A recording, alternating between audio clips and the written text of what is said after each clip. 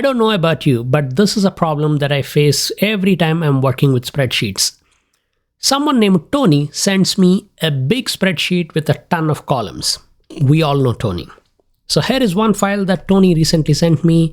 It is a dump of our HR data. I'm only showing you a snapshot, but this sheet has 55 or 54 columns. How do I deal with this? So in this video, let me tell you 3 techniques that I use to make sense of data when you have too many columns in Excel. The very first problem that I face whenever I'm looking at spreadsheets like this is, what columns are there? Now, of course, I can go left and right and scan this data, but 55 columns is actually a better set of data in my opinion. I've often dealt with hundreds of columns.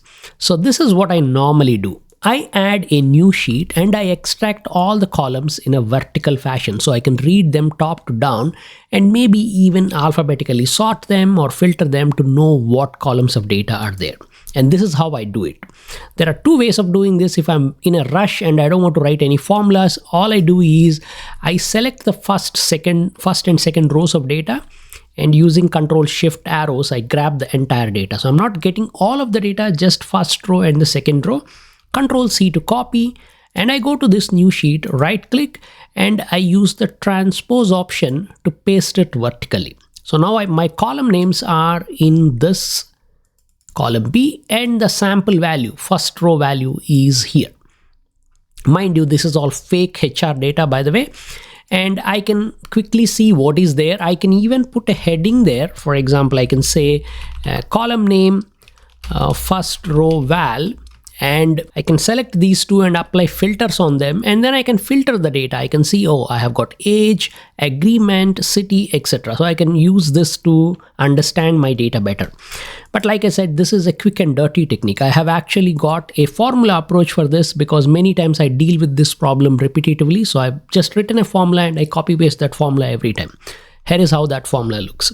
So I go here and then I say transpose, and I select the first 2 rows, grab the entire data. Now you can see that I'm saying A1 to BB2. I'm actually go all the way and select the first 2 rows altogether. So I'm saying HR data, row number 1 and 2.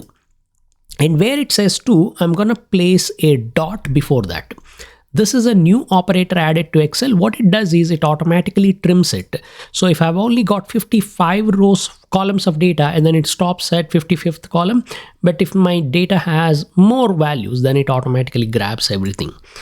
So the end point is dynamic. That's it. Again, we will get the same output, but now this is a dynamic spillable formula that automatically tells me all the values, all the column names in this column and the sample values in this column. Again, I can do the same thing. I can filter this, or if I want my column names to be in alphabetical order, I can send this transpose to a sort function. Sort all of this in the first column, and I'll get the column names in alphabetical order. Or if there is any anomalies, for example, here I have got ethnicity with a lower case E, whereas ethnic group is capital E. This looks a little bit confusing. So those kind of things I can easily spot. That's the first technique, using transpose method, either copy pasting or transpose function, to get the column names out so I can see my data. The second problem that I face whenever I'm dealing with these kind of lots of columns, again, no thanks Tony, please don't send me these kind of things, is I want to see the data. I want to understand what values are going into each column. One way is, if I have got a few columns, again, that's not the issue here. If I just have a few columns, I can apply filter and I can go and see the kind of spread of values that are there. But many times I don't have few values, I have a ton of values. And this is what I do. I first turn this entire data into a table. This is really simple because many times the data already comes to me as a table. Sometimes Tony is smart. He's probably watching my videos. So he turns this data into a table. If not, I'll press Control T and then make this a table. So now that this is a table, a quick and dirty technique, and this, even though I say quick and dirty, this is actually very helpful, is I go into my data ribbon and then I say get this data from table/range. So this is going to push this table data into Power Query. I'm going into Power Query not to do any data cleaning or anything else. All I want to do in Power Query is understand my data. So I use Power Query as a data exploration tool. Once I'm inside Power Query, I'm going to go into View and I'm going to enable the column distribution option. And this is going to add a quick distribution graph to each column so that I can sense check my data. For example, I can see group code has only 4 distinct values. Branch code also has 4 distinct values. Let's just scroll through here and take something like maybe age or length of service. There's 48 distinct values and we have got values going like this. In fact, you can even select this and enable column profile, which will give you further statistics at the bottom of the screen. I can see that there's 100 values, none of them are errors or empty. And this is how the distribution looks like. You can just see what is the minimum, maximum, average, and standard deviation if you want. So this is very helpful. I can see my data quickly thanks to Power Query.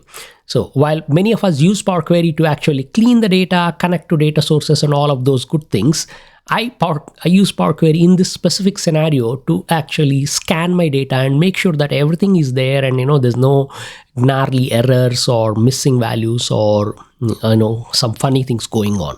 While we are in Power Query, let me also tell you another bonus trick. We can also use Power Query to quickly trim the data. For example, I don't want all the 55 columns. I just want 3 or 4 columns. I can use Power Query to do that. So I can go into Home and here we have got choose columns and remove columns. If I want to select just a few columns, I would use choose. If I want to remove a few, I would use the remove option. They both do kind of the same thing, but give you different ways of doing it. So I'm going to select the choose columns and I'm going to unselect everything, and I can use the filter to kind of filter these things, or I can select. So for example, I want my position ID, my employee number, their gender, status, and their contract end date. So those are the only columns that I want, and I can click OK and I'll have a cleaner cut of data with just those 5 columns. If I do these kind of operations, then I'll click on close and load, so I can load the cleaned up data or trimmed down version to a different table. But in most cases, I don't do these kind of things in Power Query. For this particular scenario, I just use Power Query to understand my data, and then I go back to Excel and do what I need to do. So that's the second thing. I want to sense check my data. I use Power Query to set up the column profiles and column distributions and understand my data quickly and easily. Now let's move on to the third problem. The third problem is many times Tony also sends me another sheet of data with the same kind of data. So in this case, I've got HR data here and a hidden worksheet. I'm going to unhide this. Here is another set of data. Now, obviously, this is different people, again, fake employee data and all of that, but it has equally large number of columns. Upon further inspection, I can see that this only goes up to AZ, whereas the original data goes up to column BB. So there seems to be some columns missing. Also, I suspect some columns are out of order. So for example, here I've got branch, unit, subunit, group, whereas in the original data, I've got group code, branch code, unit code, subunit code, etc. So the codes are up front, whereas in that other one, there are no codes. So I want to compare these two tables and make sure that they both have all the columns, or if some columns are missing, I want to quickly do again check. So here the intention is two large sets of data with multiple columns, and I want to compare them to make sure which columns are missing, which columns are out of place or misspelled or whatever. Again, I use the same approach as this. I've actually written the formulas. I'm going to unhide that and show you. So this is what I call column comparison. Let me just clear out some of these things for you so I can explain from scratch. So what I do is I write two formulas, sheet 1 columns and sheet 2 columns. Here sheet 1 refers to my original HR data and sheet 2 refers to the another set of data that Tony sent me.